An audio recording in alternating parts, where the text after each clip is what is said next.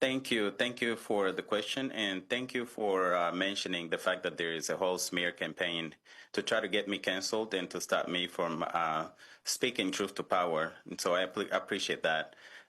Before I start, I want to pay tribute to a fellow Rwandan genocide survivor, Aimable Karasira, who was a university professor and an artist who died in custody on sometime between May 6th and May 7th so a couple weeks ago, on the day or the day after he was supposed to be released from prison. This is somebody who survived the genocide, and then his whole family was then, after the genocide, killed by Paul Kagame's government and this was in 1994. His whole family was killed except for one brother at that time. So I wanted to start by paying tribute to him because I think he would have been very keen on seeing these developments and probably would have had a lot to say about it.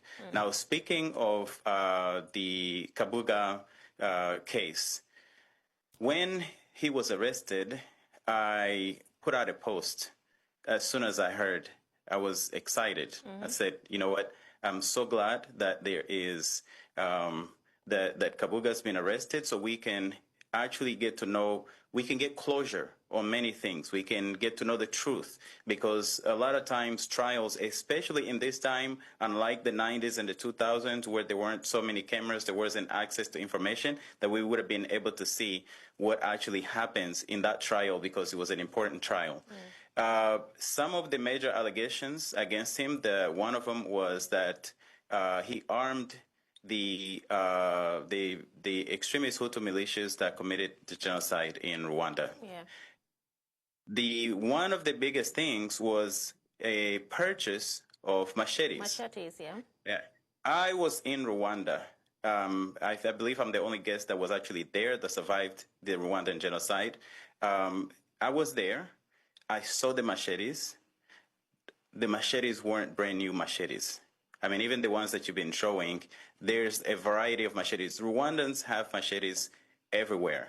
It's a farming country, and so it's a farming tool that everybody has. In fact, some people, some of the poorest people, they use machetes to peel things like potatoes and things like that, because they need a machete more than they need, say, a kitchen knife. So that's one of the things that was actually dropped from the accusations that he was facing. I was looking forward to seeing him go through a full trial, get convicted if he's guilty of the crimes he was accused of, which one of them was already dropped, or get exonerated, because that's what justice is, if he actually isn't guilty of those crimes. I think the fact that he died, the fact that he caught dementia, it really leaves a lot of questions for us, and we don't get closure on what actually happened. We don't get to see the truth. We don't get to hear the full trial. We don't get to see the receipts. And I think it's a big shame. I also think, to the point that that was made earlier about running out the clock, I do think that there is a lot of people are going to try and use that kind of tactic. I also think that international justice did fail us. They failed us because when the tribunal in Arusha was set up, in Arusha, Tanzania, was set up in 1995, I believe that was the year. The jurisdiction was from January 1st, 1994 to December 31st, 1994. And the genocide, the Rwandan genocide, was between April and July.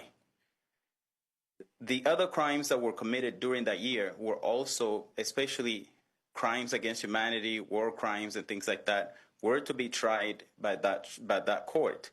What ended up happening was any attempts at indicting the RPF, Paul Kagame's military, that committed atrocities, including against some of my family members. We have a family that was totally decimated in 1994 during the period of the genocide, and now we know that they were decimated by the RPF. Aimable Karasira, who I'm speaking about, his family was, most of his family, his sister, his younger brother, or actually two younger brothers, and his mother and father were also killed by the RPF during that time, and we so never got to see that justice. So I think we are running out of time for all of these various perpetrators, Claude, and international justice is failing us. your family, you had family members that were killed in that time as well.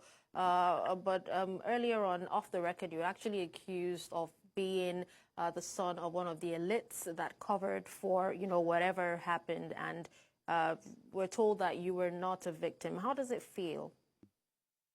Well, that is always expected. Anytime you speak against powerful people who can organize smear campaigns, this has been happening with the regime in Rwanda for years. Number one, my father was not part of the regime, and whether it was pre 1994, he's never been in politics. Number two, my father was not a member of has never been, not even in America, never been a member of a political party. So is it a case? So is it a case of having the same name, the same surname? This is intentional. There is an intentional campaign by the Rwandan regime and its army of trolls and its assassins around the world to come after me because I continue to speak out against not only those crimes that they committed during the genocide, before the genocide, but also for the genocide they're committing in the Congo. That's what it's about. That's why they come up with these type of accusations. Aimable Karasira, who I'm speaking about, was accused of justifying the genocide, the same genocide that he actually survived. So the genocide is also used by the regime in Rwanda as a tool to silence people. And because I refuse to be silenced, this book behind me right here, it's called Survivors Uncensored. I co-authored this book. It has more than 100 testimonies of other survivors. That type of work is what they're trying to get in front of. And any institution where I'm invited, where they know that I'm going to be appearing, they will harass the institution. I have letters to universities. I have letters to all kinds of different places that they try to have me canceled. So this is just a tactic to silence me and to get me canceled. I do think that they're trying to play on the pain of me having lost dozens. We counted on during that genocide in 1994, we did a count and we stopped at 79. We were still counting of the number of people who were killed in the Rwandan genocide in my family, relatives. But what the regime does is basically anybody who does not align with the regime, they will come up with this accusation of this person participated in a genocide or this person is related to somebody that participated in a genocide. Let's say that was even true. Let's just say it was true, but it wasn't. So you are not, so Claude, you're not the son of Justin Gatabuke, who is known as for persecuting Tutsi, known as part of the genocide perpetrated against Tutsi, financed by Kabuga. I am 100% the son of Justin Gatabuke, who was in America since 1992, so wasn't even in Rwanda when the genocide happened. And so this is the type of lies that we have to deal with, the pathetic lies. And he did not persecute Tutsis. My mother is a Tutsi woman. Many of my mother's relatives we live together. And so this is a total smear campaign, and I'm glad that I get the chance to actually address this publicly. Thank you for that opportunity. All right. Well, sadly, we have to wrap up because I still actually have a lot more questions to ask you. But then I think we'll, fix another date and have you back on the show. Thank you so much, Claude Gatabuke, co-founder, African Great Lakes Action Network in Tennessee, USA, for joining us at this time. Thank you so much.